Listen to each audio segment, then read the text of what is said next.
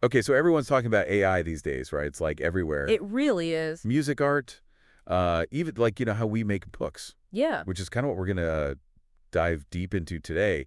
Tiny books. Okay. Have you heard of this? Yeah, I've seen some buzz about it online. It's pretty fascinating. Yeah, so it's basically like this platform, this website, that says they can help anyone, like literally anyone, build a whole publishing empire Wow. using AI. That's a big flame. And they say you don't need any writing experience, you don't have to be a designer, you don't need any experience at all. So they're saying anyone can just jump in and start publishing books. That they're saying, yeah. Sounds a little too good to be true. I know, right?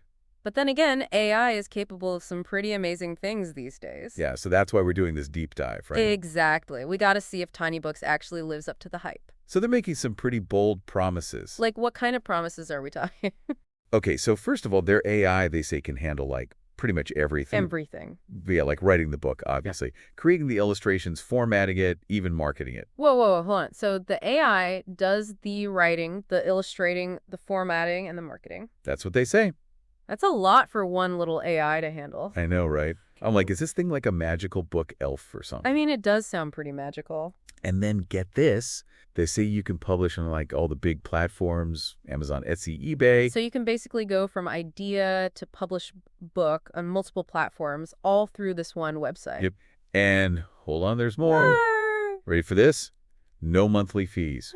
They say you could even potentially build a six-figure publishing empire with this thing. 6 figures, that's a lot of books. I know, it's like mind-blowing. Honestly, it's kind of hard to believe. Yeah, it does seem a little far-fetched. But you know what I'm curious about? What's that? How they're actually using AI to do all this. Because there are a lot of AI tools out there, but not all of them are created equal. Right, like some are better than others. Exactly. So what kind of AI is powering Tiny Books? Well, they mentioned using GPT-4. GPT-4, that's the most advanced AI language model out there right now. Is it really? Yeah, it's a pretty big deal. That suggests that the quality of the writing could be significantly better than what we've seen from some other AI writing tools. Ooh, that's a good point. I didn't even think about the specific type of AI they're using. Yeah, it's important to look under the hood, so to speak, and see what's actually driving this thing. So they're not just throwing around AI buzzwords, they're actually using some serious tech here. Seems that way. But it's not just about the writing, right? They also claim their AI can create illustrations. Yeah, stunning genre-appropriate illustrations instantly, that's what they say. Instantly. Instantly. Okay, now that's where I get a little skeptical. Me too. Because creating good illustrations takes time and skill. And it's not just like snapping your fingers. So what kind of algorithms are behind those illustrations? Can you customize the style or give the AI some direction? That's what I want to know. Because let's be real, the quality of the illustrations can make or break a book, especially if you're targeting kids. Especially kids, yeah. They're very visual. Exactly. And it seems like children's books would be a natural fit for this platform. Definitely. I mean, imagine being able to create a whole children's book in just a few minutes. That would be wild. But would it be a good book? That's the question, isn't it? Okay, so it seems like Tiny Books is targeting a pretty broad audience here. Yeah, they mention aspiring authors, entrepreneurs, freelancers, anyone who wants to tap into the book market. Basically anyone who's ever thought about writing a book. Exactly. And they're playing on this desire we all have for passive income, right? Oh, for sure. The idea of making money while you sleep is incredibly appealing. Totally. And they definitely lean into that. Yeah, they talk about this private marketplace with eager buyers just waiting for your AI-generated masterpiece. A private marketplace. That's interesting. But it also makes me wonder how crowded is that marketplace? Right. If everyone's using Tiny Books to crank out books, won't there be a ton of competition? It's a good question, and one they don't really address in their marketing materials. Yeah, it makes me think about, like, market saturation, Exactly. Like, how many AI-generated books can the market actually absorb? And even if you do manage to sell some books, will it be enough to make a decent income? Right. They throw around that six-figure number, but is that realistic for the average user? I mean, they highlight this one user, Rachel, who supposedly made over $2,000 in just 3 days. 3 days. Wow. I know, right? But is that typical? We don't know. They don't give us any details about how she did it or if her experience is the norm. It's like they're showing us the highlight reel, but we don't see the hours of work that went into it. Exactly. It's important to remember that individual results can vary widely. Yeah, I'm starting to get a little suspicious, to be honest. I hear you. It's important to be skeptical, especially when something sounds too good to be true. Right. Like, what are they not telling us? What's the catch? That's what we're here to find out. We need to dig deeper and see what's really going on behind the scenes at Tiny Books. All right, so we've talked about the big claims, the AI tech, and the target audience. Right. Now let's get into the nitty-gritty. Okay. How easy is it to actually create a book with this platform? Like, do they walk you through each step? From what they say, it seems pretty straightforward. You start by entering your idea. Okay, Could be a simple keyword, a title, or a broader topic. so you don't even need a fully formed idea. Apparently not. Then they say their AI takes over. And does what? Generates the text, creates the illustrations, formats the whole thing. And supposedly this all happens in seconds? Hold on in seconds. That's what they claim. That's faster than I can make a cup of coffee. Yeah, I'm a little skeptical about that too. Me too. How is it even possible to generate a whole book that quickly? That's where the power of GPT-4 comes in, I guess. Right, it's supposed to be super fast, but speed doesn't always equal quality. Exactly. We'll have to see if TinyBooks addresses the potential for errors, inconsistencies, or just plain bad writing. Because, I mean, as someone who spent hours agonizing over my own writing, the idea of AI spitting out a book in seconds is both fascinating and a little terrifying. I can imagine. It challenges our whole notion of what it means to write a book. Right, it's like, is this even writing anymore? It's a good question. Okay, so let's say you do get past the whole speed thing and you have a book. Yeah. What kind of book are we talking about? Like, what types of books can you create with this thing? It seems like they offer a combination of templates and original content. Okay, so they have some pre-built stuff. Yeah, they mentioned pre-built story and puzzle templates. That makes sense, especially for people who are new to writing. Right, it gives them a starting point. But you can also create original content based on your own ideas. That's what they say. Okay, so there's some flexibility there. But what about the design? Like the look and feel of the books? Good question. Can you customize the fonts, the layouts, all that stuff? Because aesthetics are important, right? Especially in today's world. Absolutely. People judge books by their covers all the time. Exactly. I couldn't find much information about that in their materials. They do mention a vast library of royalty-free assets, Okay, so you have some options. but it's unclear how much control you actually have over the design. That's a little concerning. I'd want to have some say in how my book looks, not just rely on generic templates. I agree. It would be nice to know how much creative freedom TinyBooks actually provides. Like, are they really trying to empower authors or just turn out books as quickly as possible? That's something we need to consider. Okay, so we've talked about creating the book itself, but what about getting it out there? Right, the publishing part. They mentioned publishing on different platforms, but do they actually explain the process? Not in detail. They emphasize how easy it is and that you keep 100% of the profits. Okay, that sounds good. But how do you actually get your book listed on Amazon, Etsy, or eBay? Yeah, they don't really outline those specifics. So there might be some hidden steps or complexities that they're glossing over. It's possible. It's starting to feel like they're oversimplifying the whole self-publishing thing. I'm getting that sense too. Self-publishing, even with AI assistance, still requires effort and attention to detail. It's not just a push-button solution. Right, you're essentially running your own business and there's a learning curve involved. Okay, so we've uncovered a few potential red flags already. Yeah, we have. But there's one more big question that we need to address. And what's that? Plagiarism. Ah, yes, the elephant in the room. If this AI is pulling information from all over the internet, how can we be sure that the content it's creating is actually original? It's a valid concern. We wouldn't want to get in trouble for copyright infringement just because our AI borrowed a little too heavily from someone else's work. Exactly, and that's something we'll delve into in the next part of our deep dive. Sounds good. We'll explore the potential pitfalls of AI writing and see if TinyBooks offers any safeguards against plagiarism. So yeah, like we were saying, plagiarism. It's a big one. Huge. I mean, how can they guarantee that these AI-generated books aren't just like ripping off other people's work? Right, because if this AI is just like pulling information from the internet, you know? Yeah, it's like, how do we know it's not just like copying and pasting? Exactly. And who's responsible then?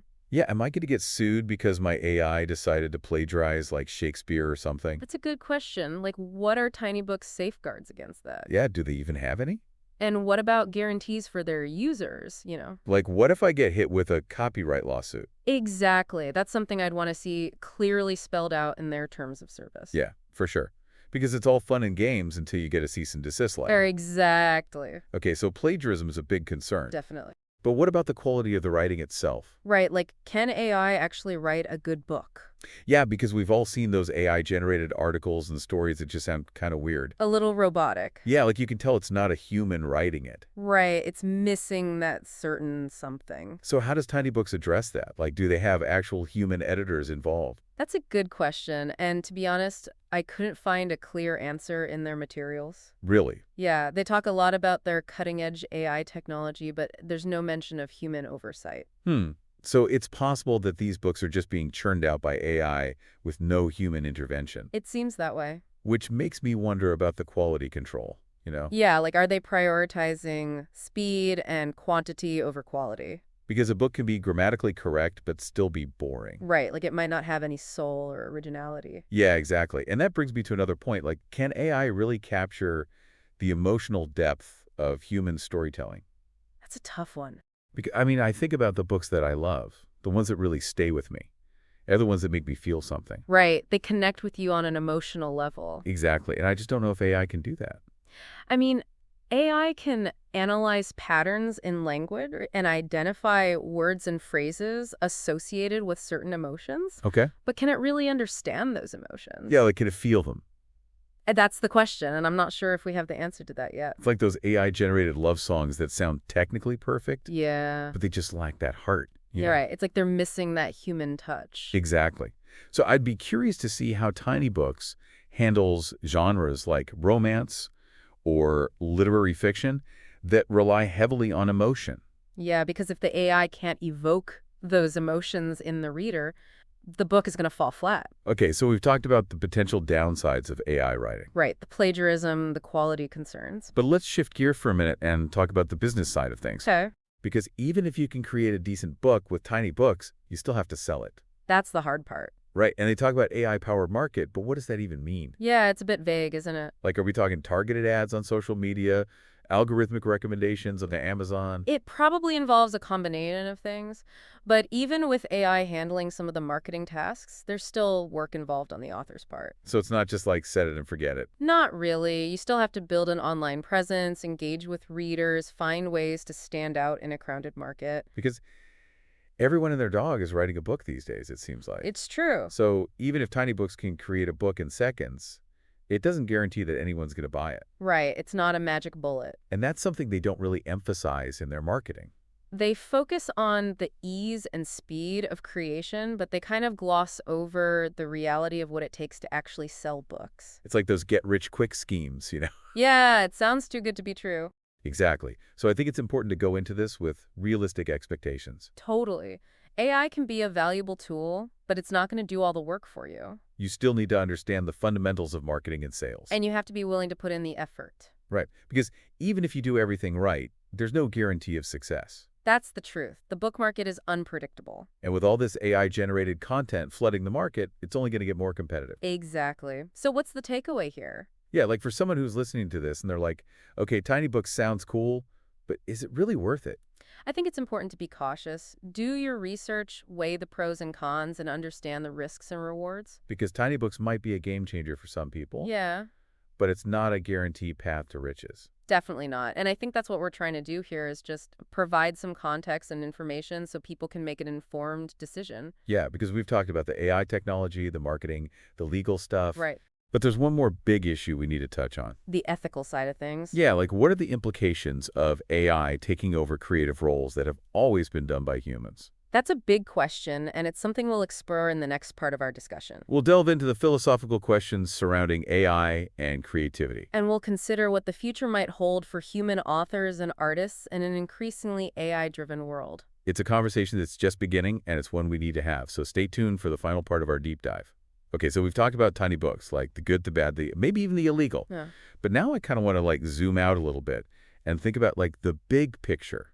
Okay, yeah, the bigger implications of AI and creativity. Exactly, because we're talking about like AI taking over roles that have always been done by humans. Yeah, like writing books, illustrating, designing. And that just brings up so many like ethical questions. It really does. It's like uncharted territory. Yeah, like what does it even mean to be creative anymore? Right? Like, is that something that only humans can do? Or can AI be creative too? It's a tough question. Because when I think of like creativity, I think of imagination, originality, like putting your heart and soul into something. Yeah, like a real sense of passion and purpose. Exactly. And I just don't know if AI can do that. It's hard to say. I mean, AI is really good at recognizing patterns, Right. analyzing data, identifying trends. So it can create things that look like human creativity. Exactly. But is it really the same thing? That's the question, right? Like, is it true creativity or just really good imitation? It's like that thing where someone can paint a perfect copy of a famous artwork. Oh, yeah. But it's not the same as the original artist who actually came up with the idea and like felt all the emotions and stuff. It's like the difference between skill and artistry. Exactly. Like AI can definitely be skillful. Yeah, it can learn and execute techniques. But can it be an artist? That's the debate.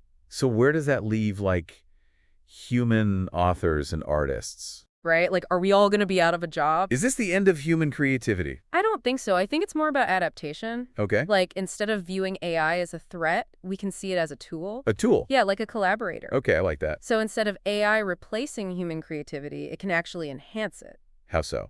Well, think about it. AI can handle, like, the more technical aspects of creative work. The boring stuff. Yeah, exactly. Like, a writer could use AI to help brainstorm plot ideas or generate different character Ooh, sketches. that's cool. Or a musician could use AI to create new sounds, experiment with different musical styles. So it frees up human artists to focus on the stuff that AI can't do. Right, like the emotional depth, the originality, the big ideas. It's like having a superpower creative assistant. Exactly. And it takes some of the pressure off, too, you know? Yeah, instead of like staring at a blank page feeling intimidated, you can bounce ideas off the AI and see what happens. Right, it can be a source of inspiration. I like that. So yeah, I think it's important to remember that AI is a tool. It's not good or bad, it's how we use it. Exactly. And that brings us back to tiny books. Right. It's just one example of how AI is changing the landscape of creative industries. And it's happening so fast. It really is, so it's up to us to shape this future. Yeah, like we need to have these conversations about the ethical implications. And make sure that AI is being used responsibly. Responsibly and ethically. Right, like we need to make sure it benefits both creators and society as a whole. Man, this whole conversation has been like